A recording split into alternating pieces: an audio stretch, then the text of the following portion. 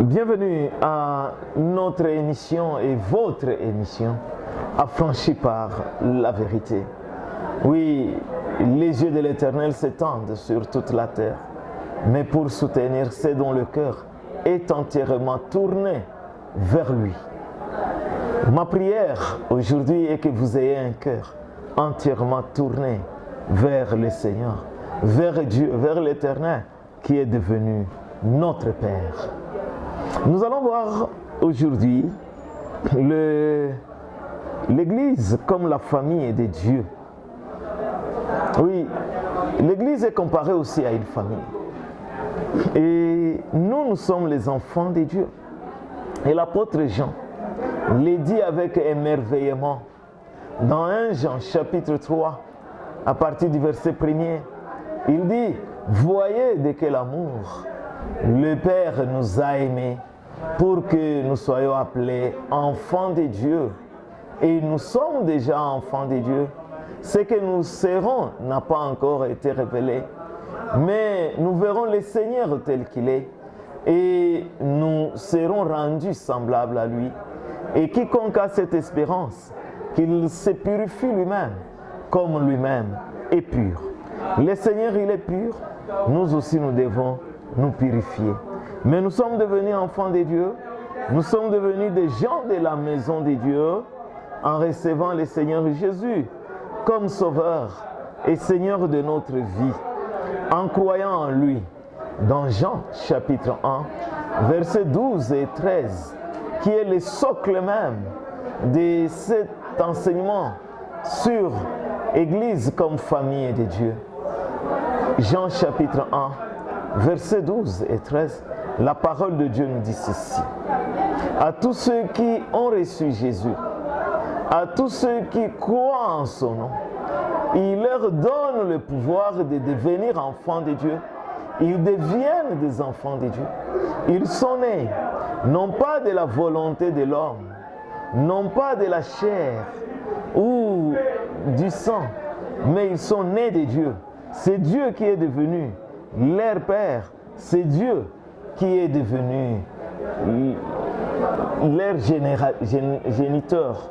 Et Dieu comme géniteur, il nous aime réellement. Et c'est lui le vrai Père de croyants. Nous pouvons nous poser une question. Est-ce que tous les hommes sont enfants de Dieu? Les gens pensent que tous les hommes sont enfants de Dieu. Mais c'est une erreur. Ce n'est pas que tous les hommes sont enfants de Dieu. Mais tous les hommes sont des créatures de Dieu. Mais on devient enfant de Dieu en croyant au Seigneur Jésus. Et Jésus-Christ dans Romains chapitre 8, verset 29, Romains 8, 29, il est appelé le Fils de Dieu, le premier-né d'entre beaucoup de frères. Il est le premier-né d'entre beaucoup de frères. Ça signifie quoi? Il est la prémisse de tous ceux qui ont cru à son œuvre. Ils sont ressuscités en lui. Et il est le premier-né d'entre beaucoup de frères dans cette maison. Et par sa résurrection, il est mort, il est ressuscité. Et après sa résurrection, il pouvait même dire aux disciples, je monte vers mon Père et votre Père, vers mon Dieu et votre Dieu. Mais dans cette maison, il est des niveaux différents, des niveaux de maturité différents. Il y a des petits-enfants, des jeunes gens et des pères. Mais mon souhait, mon vœu pour vous, est que vous puissiez grandir spirituellement et être parmi ceux qui sont appelés des pères, c'est-à-dire des hommes faits, des enfants de Dieu. Et le fil qui nous unit, la corde qui doit nous lier, c'est l'amour. L'amour, c'est les liens de la perfection. Comme enfants de Dieu, tous ceux qui ont cru au Seigneur Jésus, ils doivent s'aimer. Ils doivent vivre cet amour que le Seigneur nous a manifesté. Comme lui nous a aimés, que nous aussi, nous puissions nous aimer les uns les autres.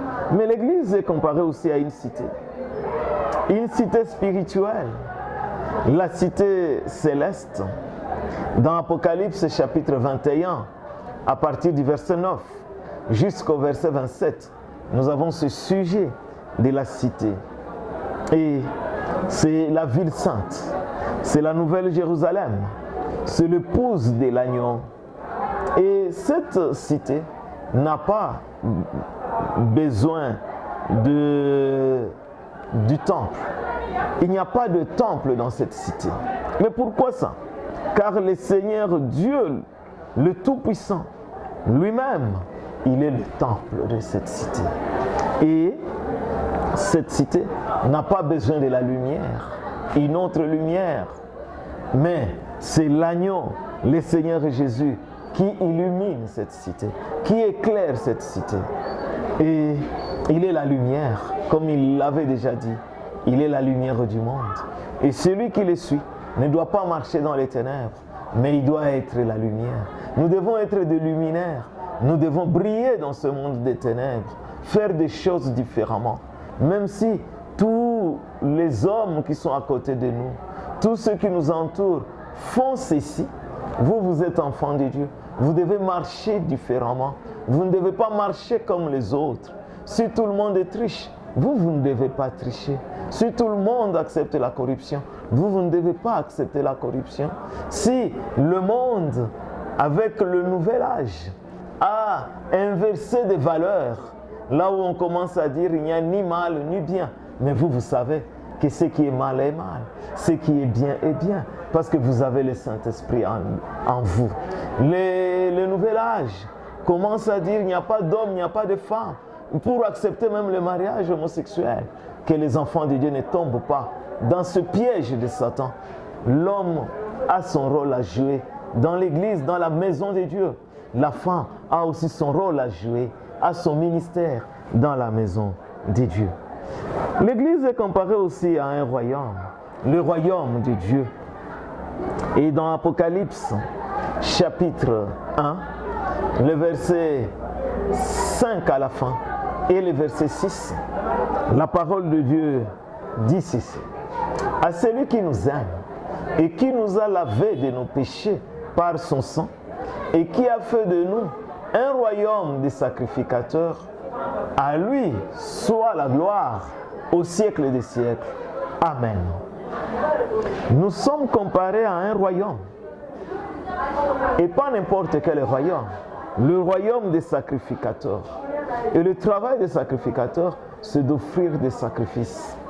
Et les sacrifices qu'on doit offrir, Hébreux chapitre 13, le verset 15 nous dit: offrons sans cesse à Dieu un sacrifice de louange, c'est-à-dire le fruit de nos lèvres qui confesse le nom de Jésus, parce que c'est par Jésus-Christ que nous offrons ces sacrifices de louange. Ça, c'est notre travail. Et dans les Actes des Apôtres, beaucoup de messages tournaient autour du royaume de Dieu. À titre d'exemple, Philippe, lorsqu'il arrive chez les Samaritains, dans Actes des Apôtres, chapitre 8, il leur annonce la nouvelle du royaume de Dieu, la bonne nouvelle du royaume de Dieu. L'apôtre Paul annonçait aussi le royaume de Dieu. Dans Actes des Apôtres, chapitre 19, verset 8, chapitre 20, verset 25, chapitre 28, verset 23 et verset 31. Et le Seigneur Jésus a donné dans Matthieu chapitre 13 une illustration pour parler du royaume des cieux. Et l'une de ces 7 paraboles dans Matthieu chapitre 13, c'est la parabole de la belle perle. La belle perle, qu'un marchand qui cherchait des perles en a trouvé une belle et est parti à vendre tout ce qu'il avait pour pouvoir acquérir cette belle perle. Et nous, l'Église, nous sommes cette belle perle. Et c'est le Seigneur Jésus qui nous a rachetés par son sang, parce qu'il est mort à notre place. Pour entrer dans ce royaume, il faut naître de nouveau. Il faut naître d'eau et d'esprit. Ce que le Seigneur Jésus a dit à Nicodème dans Jean chapitre 3, verset 3 et le verset 5. Et le royaume de Dieu, ce n'est pas le manger et le boire, ce ne sont pas les biens matériels. Ce n'est pas ça le royaume de Dieu. Mais le royaume de Dieu, c'est la justice, la paix et la joie par le Saint-Esprit. Dans Romains chapitre 14, verset 17. Et nous régnerons avec le Seigneur Jésus. Nous allons régner avec le Seigneur Jésus. Si nous souffrons avec lui, nous régnerons. Régner avec le Seigneur Jésus, c'est une joie infinie.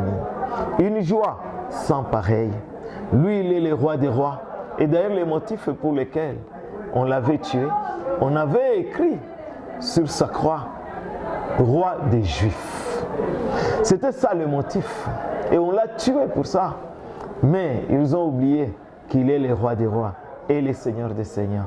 Et son règne n'aura pas de fin. Ma prière est que le Seigneur Jésus règne vraiment dans votre vie, règne dans votre cœur et qu'il conduise votre vie. Qu'il vous bénisse abondamment. Merci de nous avoir suivis. À la prochaine occasion. Amen.